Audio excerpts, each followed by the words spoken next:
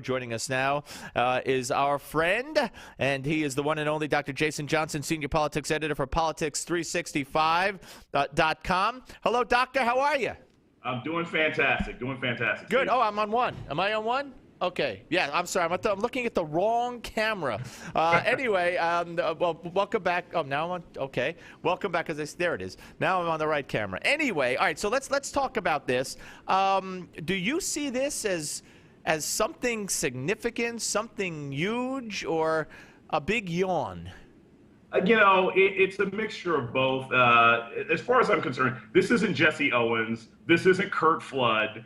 It's not going to radically transform how sports are watched or enjoyed in the United States. But if somebody who's gay feels it's important to come out and tell the rest of the world that he's gay, I say all power to him. And I don't disagree with people who have problems with him being gay. As long as it doesn't affect his ability to get a job, I don't think it's that big a deal. Well, you bring up a topic that could be very sensitive, because right now he doesn't have a job. And they keep saying he's playing for a team. He's not technically playing for a team. And he's 34, 36 years old, bench player, averaging throughout his career a couple of 3 points a game. I mean, he could have a role to play on a team, but he might not. And I think Mark Cuban might take him, but for the wrong reasons, and try to make him a sideshow.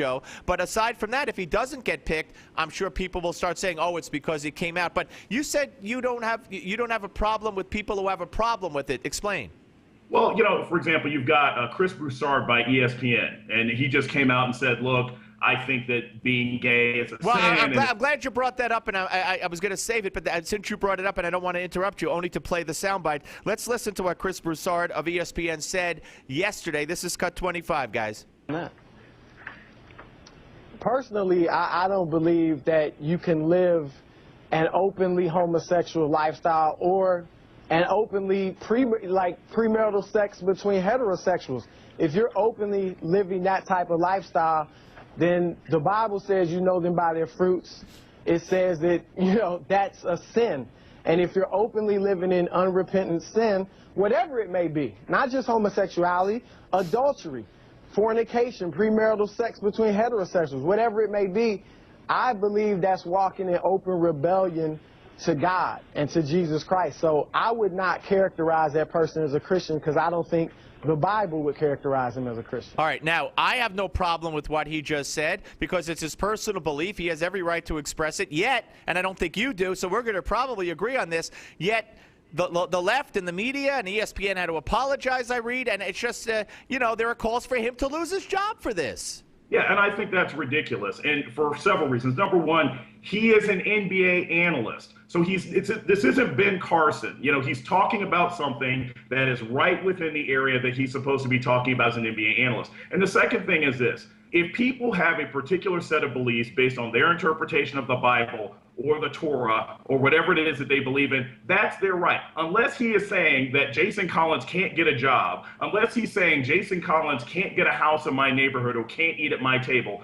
Chris Broussard has every right to have that belief, and I don't think he should be fired. And I think that's important. I think that's one area where there's this sort of unfortunate tendency sometimes to say that just because people have differing beliefs, that automatically makes them bigots. That's not the case. Absolutely. It makes them a homophobe, or if you disagree on any variety of issues, they got a name for you. But why did you have to say, Jason, why did you have to say it's not Ben Carson? He's an analyst, an NBA analyst, and he's supposed to talk about this. Are you saying that Ben Carson should only be allowed or people should only be interested in hearing him talk about medicine?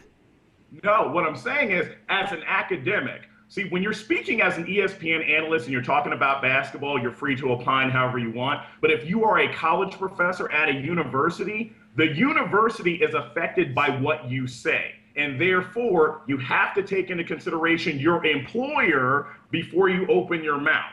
And so I think in Ben Carson's case, some of the things he said, hey, look, he needs to run that by Johns Hopkins. I can't run my mouth without running things by my school occasionally. And I think that's different than what Chris Broussard did. Well, of course, a lot of people would say that Broussard put ESPN in a difficult position. Again, you and I don't think so, but certain people would say that. And I don't want to get into the debate about Ben Carson right now, although we certainly could, and we'll save that for another time. And we've talked about him in the past. But let's talk about this. You you mentioned he's not.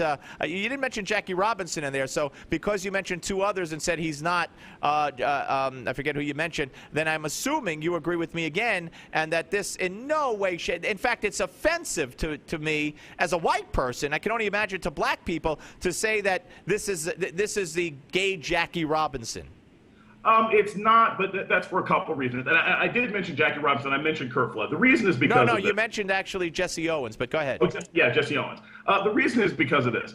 Number one, oppression and discrimination against gay people is different than discrimination against Jews, than discrimination against Asians or Latinos and African Americans. It is all different. I think it is insulting to the individual challenges that people face to just clump them all together. I think that's crazy. The second thing is this, and I think this is important about him coming out of the closet. He's 34 years old. He's a free agent. He's pretty much at the end of his career. So it's not like if this guy never gets a job again, that could have happened to him anyway. So, I don't think it's the same thing as challenging the system when you still have the rest of your career ahead of you. I think it's very different than what Jackie Robinson did or Curt Flood or a lot of other people. Well, again, but Jackie, even Curt Flood. I mean, Curt Flood put his career on the line. Actually, he championed. If he had lost that case, he probably would have been run out of baseball. But Jackie Robinson is unique. There'll never be another Jackie Robinson. I mean, imagine he couldn't. I mean, and worse than this. Yeah. Forget the names he was called by his own teammates. Forget the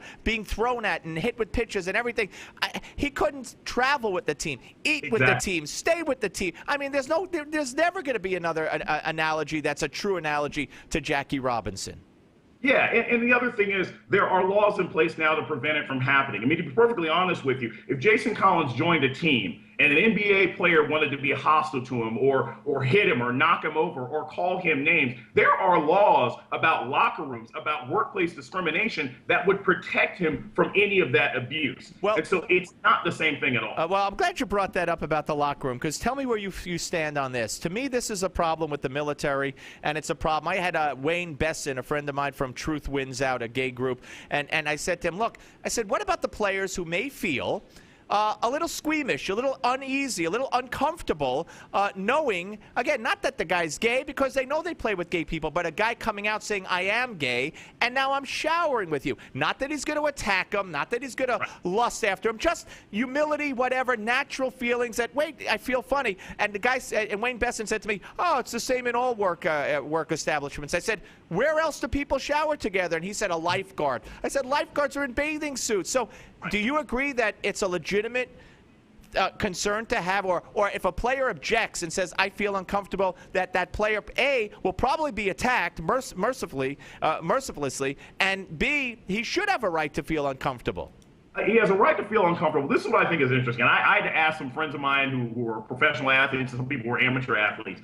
The thing is, if you're in locker room culture, and I'm not, I haven't played a sport since college, but walking around nude is so common. Like, between regular men, if you're standing in front of a guy in a towel having a conversation naked, it makes you feel uncomfortable. But for a lot of professional athletes, their bodies are their jobs. They're actually not as squeamish about those sorts of issues. So if someone is uncomfortable, I think they have every right to express it. They have every right to say, hey, look, I don't want to shower with Collins. I don't want to shower after Collins. That's their own business. But I don't think most athletes are going to be particularly concerned about it because they spend so much time naked in front of each other. That's just Yeah, for my first 10 years was spent covering sports, so I've been in a lot of the locker rooms.